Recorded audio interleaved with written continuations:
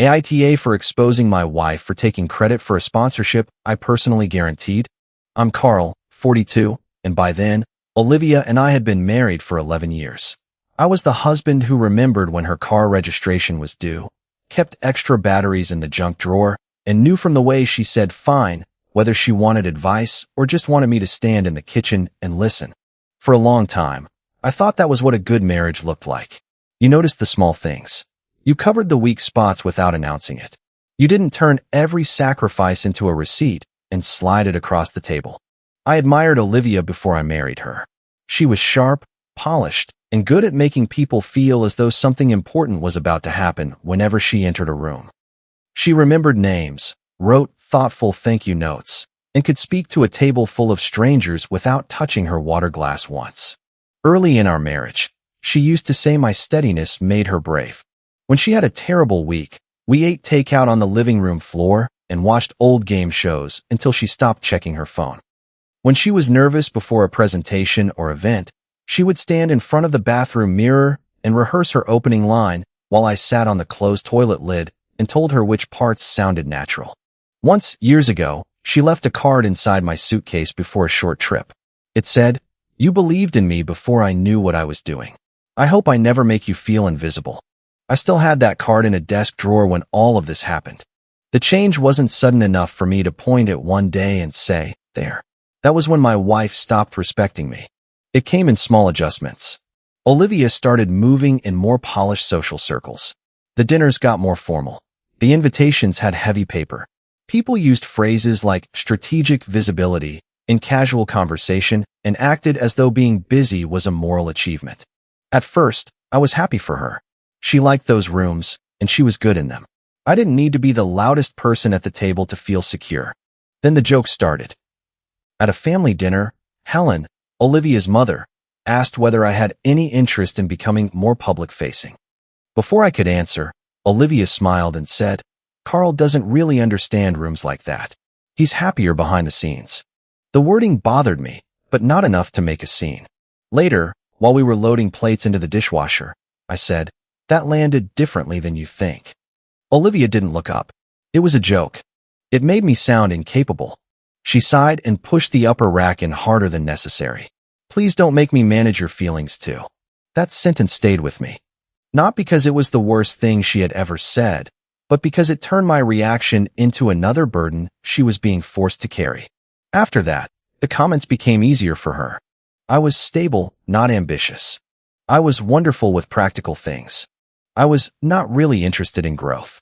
Dean, a man in Olivia's newer social circle, once called me the quiet husband while we were standing near a coat check. He said it with a grin, like he was giving me a harmless nickname. "Every successful woman needs one," he added. Olivia laughed. I looked at her, waiting for her to correct him. She only said, "Carl's very supportive." That word had started to sound less like praise and more like a box she wanted to keep me inside. I tried to address it privately more than once. Each time, Olivia had a reason I was interpreting things incorrectly. I was too sensitive. I didn't understand the tone. She was trying to keep conversations light. People knew she loved me. People knew I mattered. The problem was that people knew only what she told them, and she was telling them I was a pleasant accessory to her success. What they didn't know was how much of that success rested on decisions we had made together, and how many of those decisions had cost me more than she admitted. 2 years before the dinner, Olivia had a large personal debt she was struggling to manage. It wasn't some wild gambling problem or secret criminal mess. It was a combination of old obligations, fees, and choices she had made while trying to keep up appearances during a difficult stretch.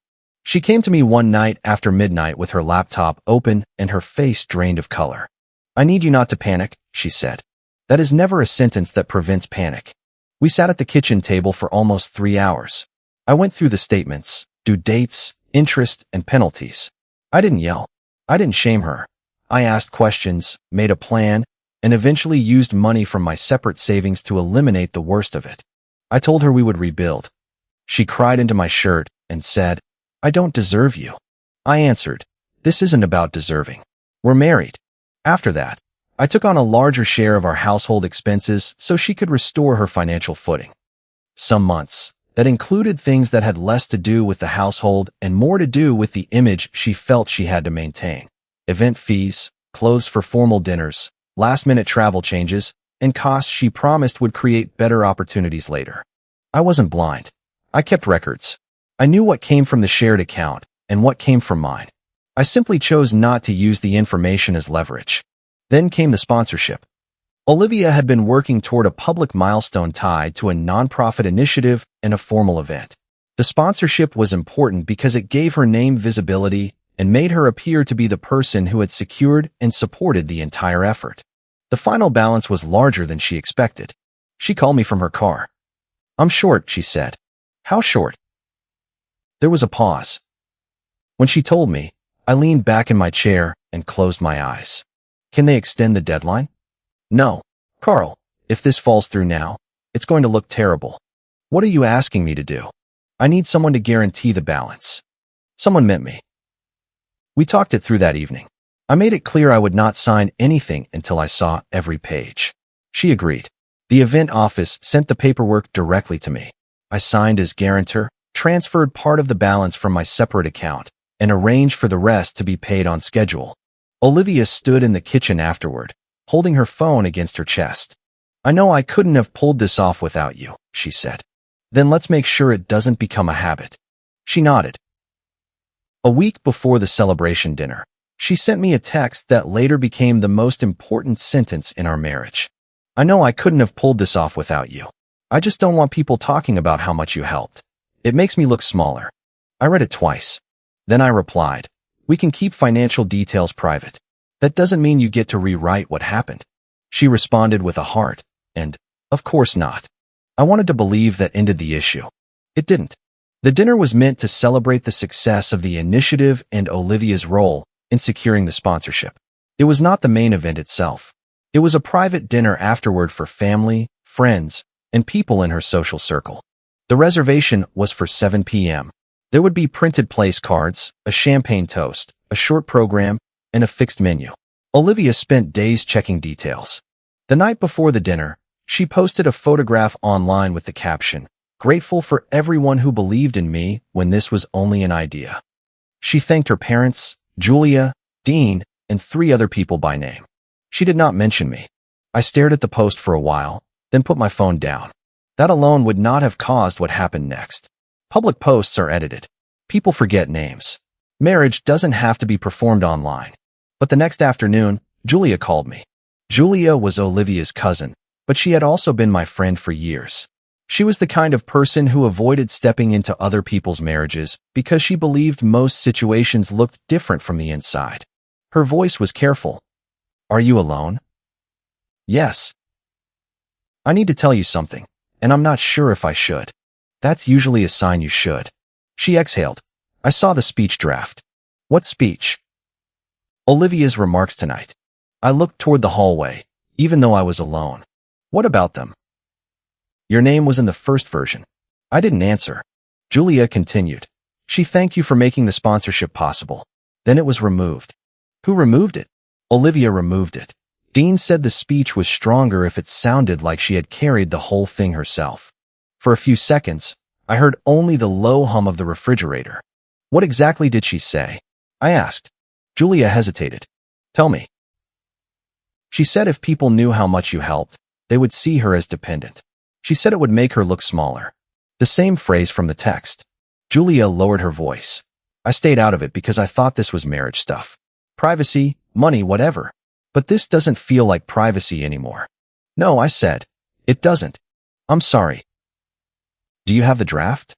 She sent it to me for comments. "Send me the version with my name in it." Julia was quiet again. "Carl, what are you going to do?" "I don't know yet." That was true. I did not want to humiliate my wife at her celebration dinner. I did not want to turn a room full of people into a courtroom. I still believed there was a difference between defending myself and punishing her. So I gave Olivia a private chance. About an hour before we left, she was standing in front of the bathroom mirror, fastening an earring. The printed invitations were stacked on the counter beside her makeup bag. Her dress was hanging perfectly. Her phone kept lighting up with congratulations. I leaned against the doorframe.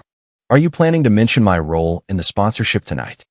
Her fingers stopped for half a second, then continued with the earring. Why are we doing this now? Because the dinner is tonight. Carl, we discussed keeping the finances private. We discussed keeping details private. We did not discuss telling people you did everything alone. She looked at me through the mirror. I'm not telling people that. Julia saw the speech draft. That made her turn around. You talked to Julia? She called me. Olivia's jaw tightened. She had no business inserting herself. Did you remove my name? It was too much detail. It was one sentence. Tonight is about the work, not about who transferred what money. I'm not asking for applause. I'm asking you not to lie. I'm not lying. You told people I'm insecure about your success. Her eyes narrowed. You are acting insecure right now. I let that sit between us. Then I asked, do you plan to make me part of the joke tonight? She gave a short laugh, but there was no humor in it. This is exactly why I didn't want to mention the money. You turned support into ownership. I have never claimed ownership of your work. Then stop making tonight about your need to be seen. That was the moment something in me settled. Not broke. Settled. I had spent years wondering whether I was misreading the tone, taking things too personally, or failing to understand what she needed from me. Standing in that bathroom, I understood that she knew exactly what she was doing. She wanted the benefits of my support and the prestige of appearing not to need it. I nodded once. All right. She blinked. That's it. That's it. I left the room. I didn't shout. I didn't threaten her. I didn't tell her I had spoken to Julia or that I had saved the text where she admitted the truth. I went to my desk and did 3 things. First, I saved the event office email confirming that I had signed the sponsorship guarantee.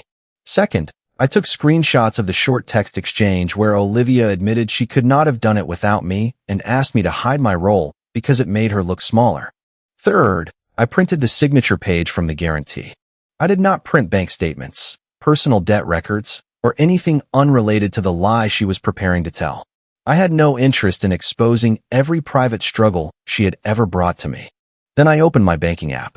A payment connected to the sponsorship was scheduled to leave my separate account 2 days later. I paused it and sent the event office a brief email explaining that the payment would remain on hold until the sponsorship records and responsible parties were confirmed in writing. The app sent me an alert. Payment paused. I stared at the screen for a moment. This is where I might be the jerk. I knew stopping that payment would create pressure. I knew it would force Olivia to address paperwork she had preferred to leave vague. But I also knew I was finished letting my account fund an image that required me to disappear. We drove to the restaurant separately because Olivia said she needed to arrive early. By the time I reached the valet stand, guests were already taking off their coats and finding their places. The private dining room had low lighting, white tablecloths, and a long arrangement of flowers down the center. A printed program sat beside every plate. My name appeared on a place card next to Olivia's. That was the only place my name appeared all evening. Helen greeted me with a careful smile. You look nice, Carl. Thank you.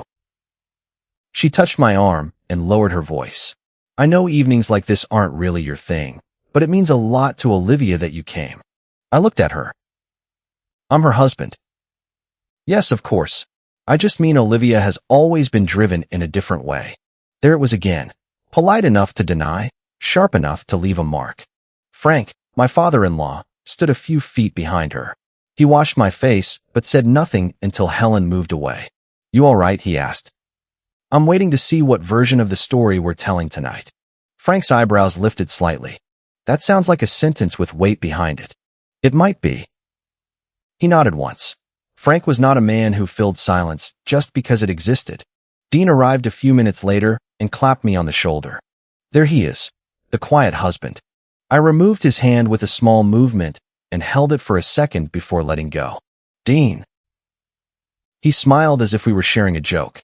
No offense. Some people lead from the front, and some people are just supportive. Is that what you tell yourself? His smile flickered.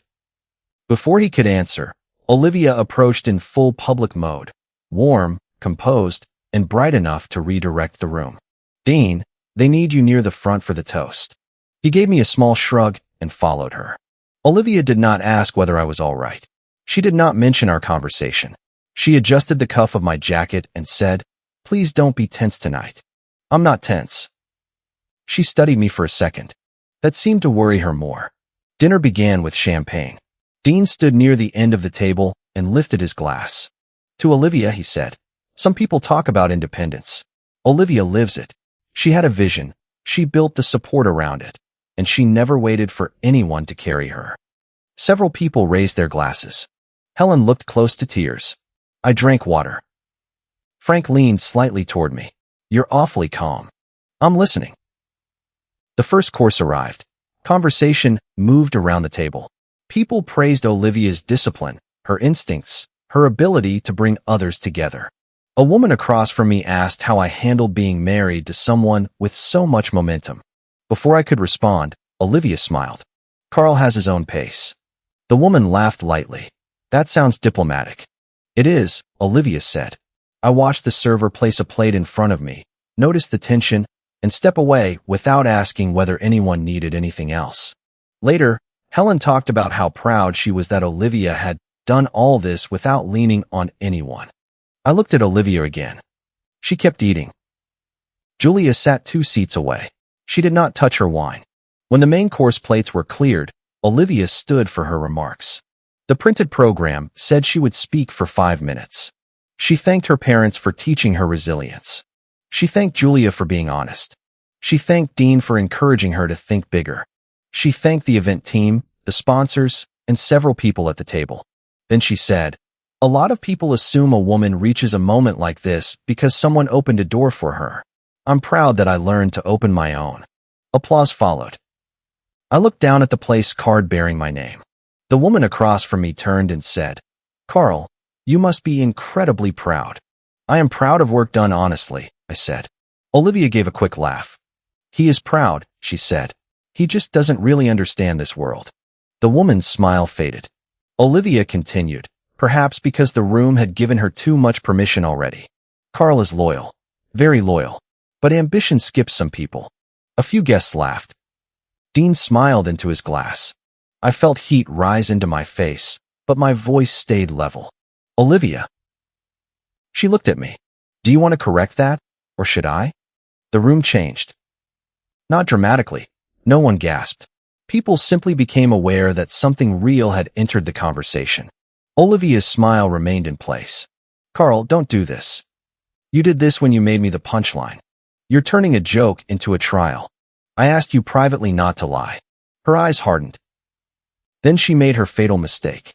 "I love my husband," she told the table, "but I had to stop waiting for him to become the kind of man who could lead." Julia went completely still.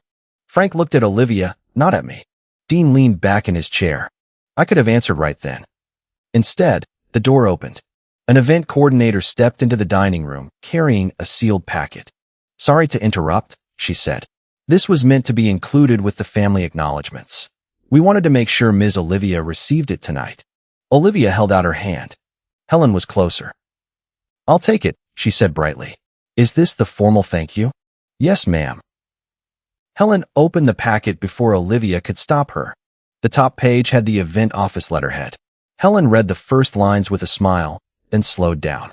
Her eyes moved back to the top. "Olivia." Olivia's face changed. Helen looked across the table at me. "Why does this say Carl guaranteed the entire sponsorship under your name?" No one moved.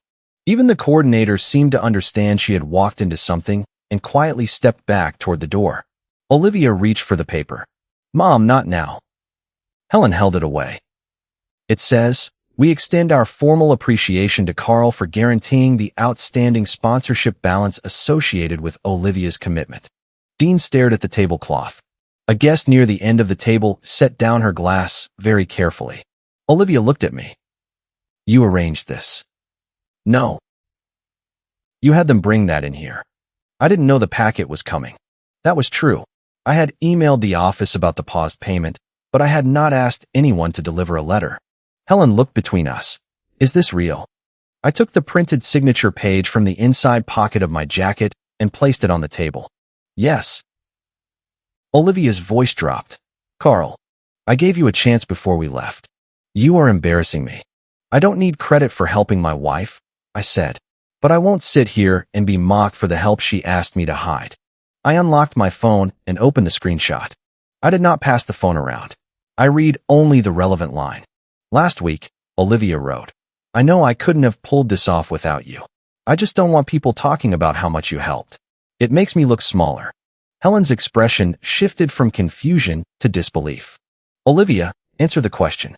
Olivia's polished voice cracked at the edges. I didn't lie. I simplified. Julia spoke for the first time. No, you removed him. Olivia turned toward her. Excuse me. Julia's hands were clasped tightly in her lap. She didn't forget your name, Carl. She removed it from the speech. I saw both drafts. Dean looked up. I didn't tell her to. Julia cut him off. You said the room would respect her more if she sounded self-made. Dean shook his head. That's not what I meant. What did you mean? Frank asked. Dean opened his mouth, then closed it. I looked at Olivia. I protected your image for years. Tonight you used mine as a joke. That ends now. Her eyes shone, but she was angry, not remorseful. Do you have any idea how humiliating this is for me? Yes, I said. You've been explaining humiliation to me all evening. Helen put the letter down. Was Carl's money used for this? Olivia said nothing. Did he cover the balance? Still nothing. Did he pay your debt too? Helen asked. I looked at Helen sharply. That is not part of this conversation. Olivia turned to me, startled. Even then, I refused to expose anything unrelated. I am correcting the claim you made in this room, I said. Nothing else. Frank leaned back and folded his arms. A quiet man is not always an empty man, he said. Olivia stared at him as if he had betrayed her. No one was laughing anymore. I stood and put my phone back in my pocket. I'm leaving. Olivia's voice went low.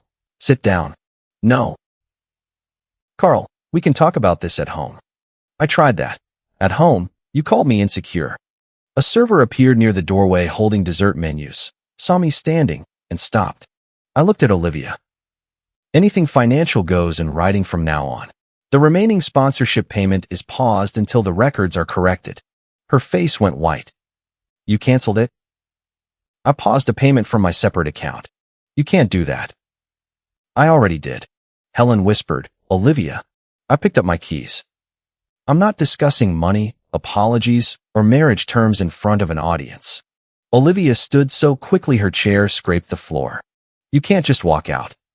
I can. What about the bill? There it was. Even then, after everything, she assumed I would quietly cover the room. I looked at the printed program, the champagne glasses, the place cards, and the people who had laughed because Olivia had taught them that I was safe to laugh at. The bill has already been assigned to the card you used for the reservation, I said.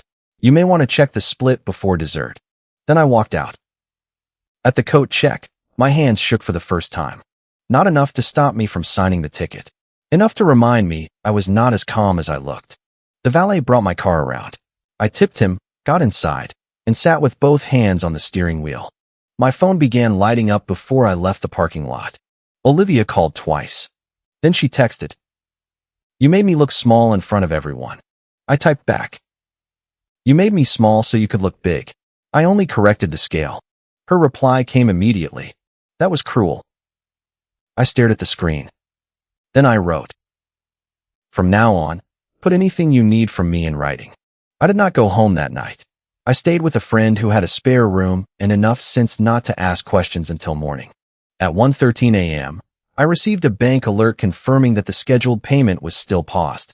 At 1:26 a.m., Olivia emailed me a one-line message. We need to discuss what you've done. I replied. Agreed. We will discuss the sponsorship, our finances, and the marriage in writing first. I will not authorize additional payments until responsibility and acknowledgement are corrected. She did not respond. The next morning, I made a bank appointment. I moved my personal automatic payments away from the shared account, left enough money for ordinary household expenses, and canceled several recurring charges that had been coming from my separate account without any written agreement. I did not empty joint funds. I did not leave Olivia unable to buy groceries. I did not touch money that was legally or practically shared. I stopped paying for image-related expenses that she had come to treat as invisible extensions of my obligation. That included a membership, 2 event-related charges, and a scheduled clothing payment she had told me would be temporary. I also emailed the event office. I explained that I remained responsible for any guarantee I had legally signed, but all public records and internal documents needed to reflect the actual structure of the sponsorship. I asked for a full accounting before releasing further funds. I was not trying to punish Olivia for needing help. I was done paying to be erased. Helen called before noon. I let it go to voicemail. Her message was careful. "Carl, this is Helen. I owe you an apology. I thought you resented Olivia's success. She let me think that. I repeated things I should have questioned. Please call when you're ready." Frank called an hour later. I answered. "You all right?" he asked. "I've been better. I wondered why you weren't angry at dinner." "I was angry." "No, you were decided." I said nothing. Frank continued. "I should have said something earlier. The comments. The way she talked over you. You weren't the one married to her." "No, but I helped let it become normal. That was more accountability than I expected." Then he said, "For what it's worth, I don't think you brought that letter into the room." "I didn't. I believe you." "Thank you." He paused. "You should have spoken sooner." "I know. But I understand why you spoke then." Julia sent a text. "I should have said something earlier." I replied. "You said something when it mattered." She called later and told me what happened after I left. The restaurant bill had become an immediate problem because Olivia had assumed I would cover it from our shared account. The reservation card was hers, but she had planned to transfer money afterward. Dean paid for his own portion and left early. Several guests asked to split their checks. Helen refused to let Olivia turn the conversation into a complaint about me. She kept asking whether the documents were real and whether Olivia had intentionally removed my name. Olivia eventually admitted that I had guaranteed the sponsorship and covered part of it. She still insisted the public message was basically accurate because the idea and work were hers. That distinction would have mattered if she had simply taken credit for her own work. It stopped mattering when she used my support as proof that I lacked ambition. By afternoon, Olivia had deleted her social media post from the night before. She replaced it with a shorter message. Last night's celebration became more personal than expected. I'm taking time to address private family matters. She still did not mention me. I did not respond publicly. That evening, I went home while Olivia was out and packed enough clothes for a week. On the kitchen counter sat one of the printed programs from dinner, folded in half. Beside it was a dessert menu she must have brought home by accident. For some reason, that detail bothered me more than the rest.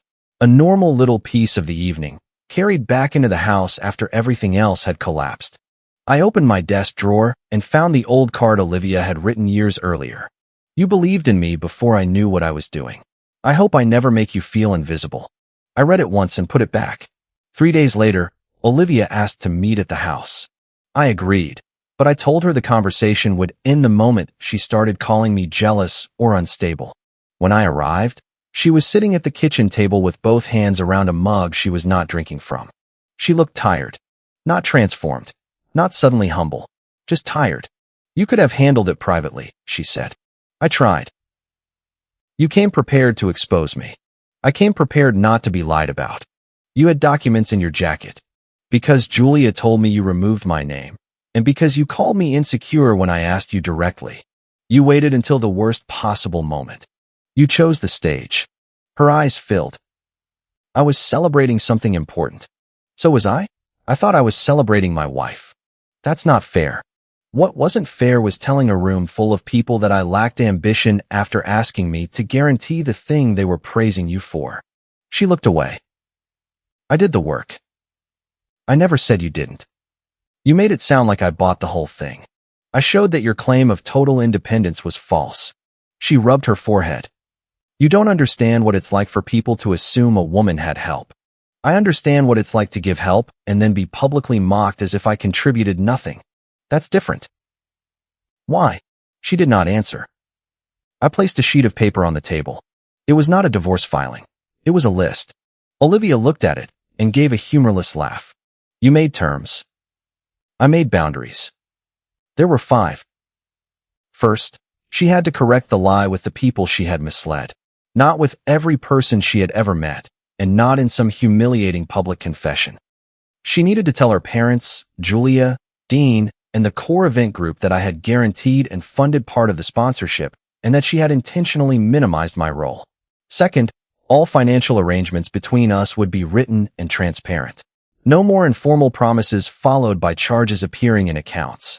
Third, she would stop using my support as material for jokes, especially jokes about ambition, leadership, or dependence. Fourth, if she wanted to save the marriage, we would attend counseling. Not once, not as a performance, consistently. Fifth, she would stop accusing me of jealousy unless she was prepared for the relevant evidence to be shared with the person hearing the accusation. She read the page twice. This feels like a contract. Our marriage has been running on assumptions. Your assumptions benefited you. What happens if I say no? We separate. Her eyes lifted to mine. You'd end 11 years over one dinner? No, I would end it over what the dinner proved. She pushed the paper away. You humiliated me. I corrected you. In front of my family. You lied in front of your family. You could have protected me. I did. For years. That was the first time she had no immediate answer. We sat in silence while the refrigerator cycled on and the clock over the stove clicked forward. Finally, she said, I didn't think you would ever actually leave. It was one of the most honest things she had said. I know. I thought you understood why the image mattered. I understood. I just didn't realize I was the part of the image you needed to lower. She wiped under one eye. Dean made it sound like people would respect me more if I looked completely independent. You agreed with him. Yes. And when I asked you privately? I was afraid you would make me change the speech. You mean tell the truth? She looked down. Yes. That admission hurt more than the insults because it removed the last excuse. She had not forgotten me. She had edited me. I left the list on the table and told her I would stay elsewhere until she decided. Over the next week, Olivia did some of what I asked. She called her parents and admitted that I had guaranteed the sponsorship. She contacted Julia and apologized for putting her in the middle. She emailed the event office and asked that the sponsorship records accurately reflect my role.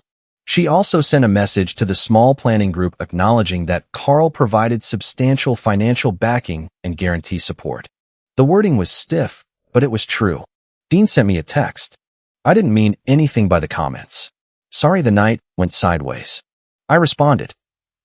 You meant enough to say them. He did not reply. Helen called me again after speaking with Olivia.